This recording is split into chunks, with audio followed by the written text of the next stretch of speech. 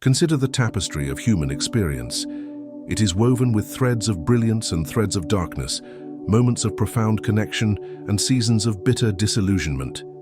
Perhaps you have stood before this tapestry, your spirit wearied by the prevalence of falsehood, your heart bruised by betrayals that have left you questioning the very ground upon which you stand.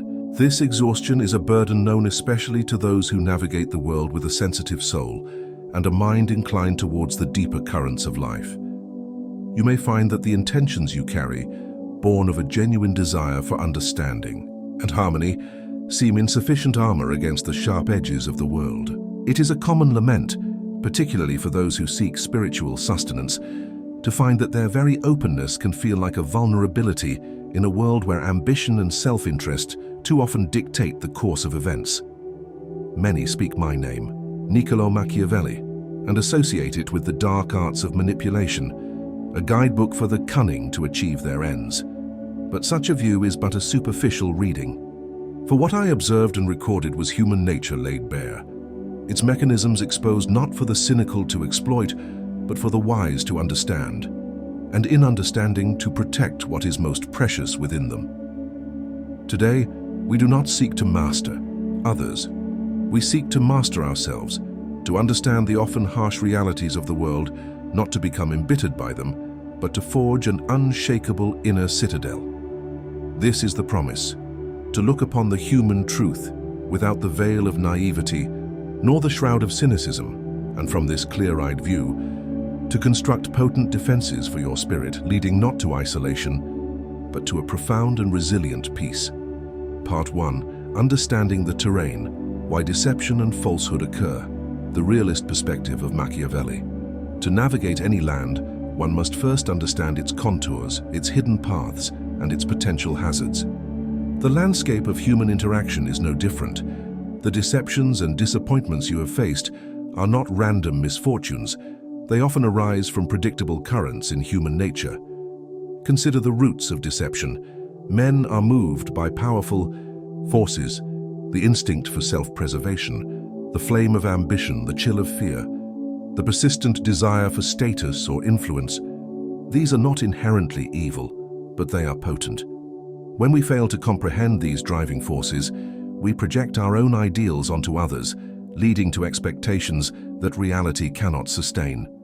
The resulting disillusionment is not a judgment on humanity, but a consequence of misreading the mechanism that often governs its actions. As I have observed, men are more ready to offend one who is beloved than one who is feared. This is a harsh truth, but understanding it allows for a more prudent navigation of affairs. Thus we must learn to unveil the masks. It is a common error to be swayed by eloquent words while ignoring the stark evidence of actions. For words can be cloaks for myriad intentions. A prudent mind, therefore, gives greater weight to what is done rather than what is said. Observe consistently. Do their deeds align with their pronouncements? Are their promises fulfilled, or do they evaporate like morning mist? These are not signs to be dismissed in the hope of a better nature, but data points for a more accurate assessment. And what of the interplay between virtù, that combination of skill, strength of character, and strategic foresight, and fortuna, the unpredictable currents of circumstance? Fortune, like a tempestuous river, can alter the landscape of any relationship, revealing hidden flaws or unexpected strengths in others. Your virtù lies not in controlling this river, but in building dikes of discernment and canals of adaptability, so that you are not swept away by its sudden shifts. When circumstances press upon individuals, their truest character is often revealed. Pay heed. Reflect then on the peril of unarmed goodness. A heart full of positive intentions, if not paired with a strategic understanding of the terrain, can become an unwitting target. To venture into the world assuming all share your sincerity is akin to a general marching his troops into an ambush he failed to anticipate. This is not a call to abandon your good nature, but to arm it with wisdom. And if you were to observe your own life as a historian, what patterns of assuming the best in the face of contrary evidence might you identify as strategic vulnerabilities? Part 2. Revealing human truth, Machiavellian tools of discernment.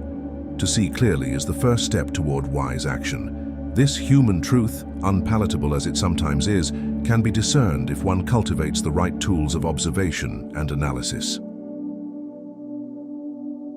Begin with the art of calculated observation. Imagine yourself, if you will, as a ruler who must understand their domain. Such a ruler does not rush to judgment based on fleeting emotions, but observes patterns, assesses strengths and weaknesses, and considers the underlying currents of their territory.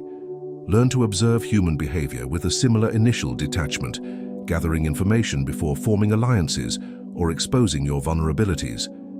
A simple yet potent tactic I have found indispensable is to ask, cui bono? To whose benefit do these actions accrue? While not all human endeavor is born of naked self-interest, understanding the potential advantages an action might bring to another can illuminate motivations that remain unspoken. This is not to breed suspicion, but to add a layer of realistic assessment to your understanding. Furthermore, value the study of history, both the grand sweep of human affairs and the more intimate history of your own experiences. For as I have written, whoever considers present and ancient things easily knows that in all cities and in all peoples there are the same desires and the same humors, and that they have always been. Patterns of behavior repeat. The ambitious man of today acts from impulses similar to those of centuries past. Recognizing these enduring patterns allows you to anticipate potential pitfalls and to avoid being repeatedly ensnared by familiar deceptions. This brings us to the wisdom of prudence. There is a vast difference between a paralyzing cynicism that sees only darkness and a strategic prudence that acknowledges the shadows in order to better navigate by the light. Prudence does not close the heart, it equips it with foresight. It allows one to remain alert to duplicity while still being capable of recognizing and fostering genuine connections when they arise based on demonstrated trustworthiness. Part 3. Protecting your heart. Building your inner fortress with Machiavelli. Understanding. The world is but the prelude to rightly governing oneself. Your inner state, your peace of mind, this is your primary domain. Its governance demands your utmost vigilance and wisdom. The foundation of this inner fortress is self-knowledge. Though I spoke often of princes and states, the principles apply equally to the individual soul. To know your own strengths is to know what resources you can deploy. To understand your own weaknesses, your needs, your fears, your unfulfilled desires, is to recognize the very avenues through which manipulation, whether from others or from your own unexamined impulses, might gain entry. A mind that does not know itself is a city without walls. From this self-knowledge, you can begin to establish clear frontiers. Consider your personal boundaries, emotional, mental, and even physical, as the borders of your own state. A wise ruler does not allow their borders to be violated with impunity. Define what is acceptable and what is not, and be prepared to defend these limits with clarity and resolve. This is not an act of aggression, but of necessary self-preservation and respect for your own sovereign spirit. There will be times when the wisest course is a strategic withdrawal. If you find yourself in engagements that consistently drain your spirit, or with individuals whose influence is corrosive, it is no mark of failure to step back. Like a general who pulls his forces from an untenable position to regroup and plan anew, a temporary retreat allows for re-evaluation, the recharging of your inner resources, and the formulation of a clearer strategy. Such withdrawal is not defeat. It is prudent self-governance. And what of the inevitable disappointments, the blows that Fortuna may yet deliver? Herein lies the essence of Machiavellian resilience. These experiences are not meant to shatter you or to seal your heart against the world forever. Rather, they are harsh tutors. From their lessons you learn, you adapt, you strengthen your inner army on your convictions, your faith in your capacity to endure and overcome, your ability to discern more keenly next time. Misfortune, when met with virtù, can be the very chisel that sculpts a stronger character. Consider a recent disillusionment. Beyond the pain, what unacknowledged personal need or assumption on your part might have contributed to your vulnerability, and how might you fortify that aspect? of your inner state, the peace that comes from realistic wisdom. We have journeyed through territories that some might deem shadowy, yet my intention, drawn from long observation of human affairs, is not to cast a pall upon your spirit, but to illuminate a path toward a more resilient and authentic peace.